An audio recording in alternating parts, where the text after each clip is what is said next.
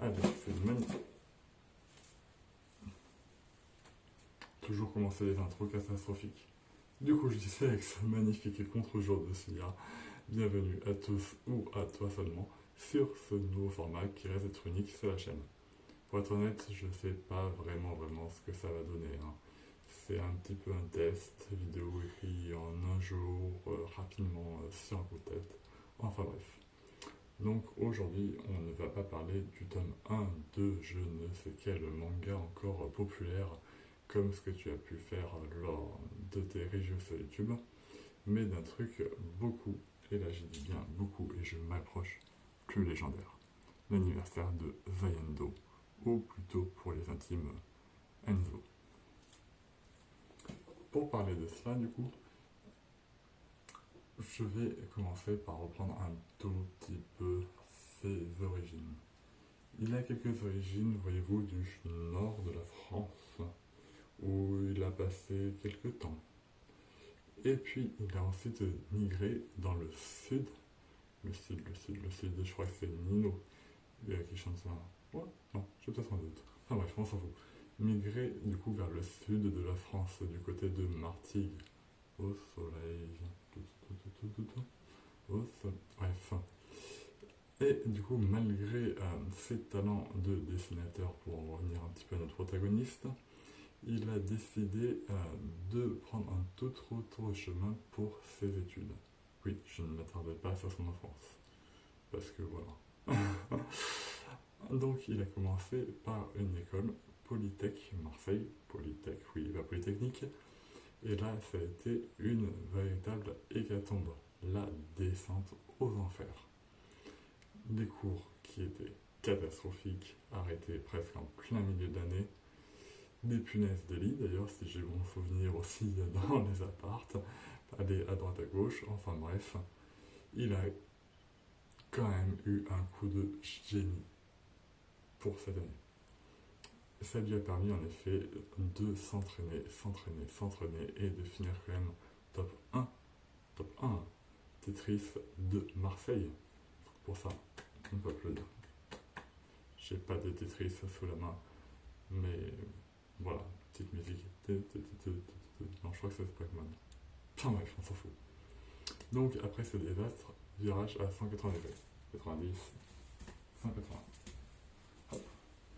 Et il décide de se réorienter du coup en BUT informatique à Valence. Oui, du coup on a fait nord, sud, milieu.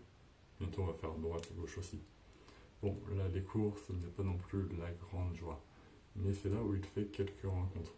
Pour certaines plutôt sympas et pour d'autres un peu moins. C'est d'ailleurs là où justement on s'est rencontrés. Donc autour de quelques jeux, si je me rappelle bien, en première année, salle B118 pour les intimes.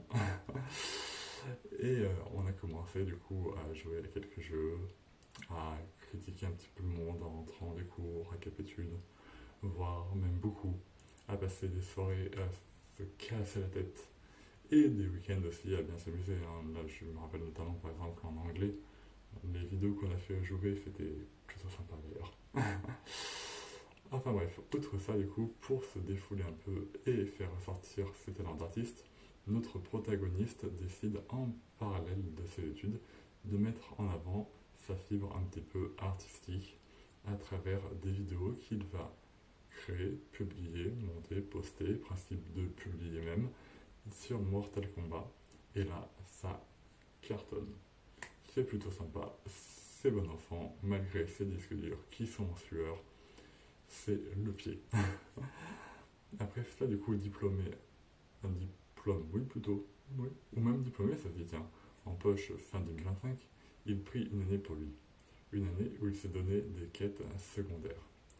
C'est là où il atteste, oui, où il teste aussi, de nouveaux formats sur YouTube avec les revues de manga, mais également des formats sur Instagram.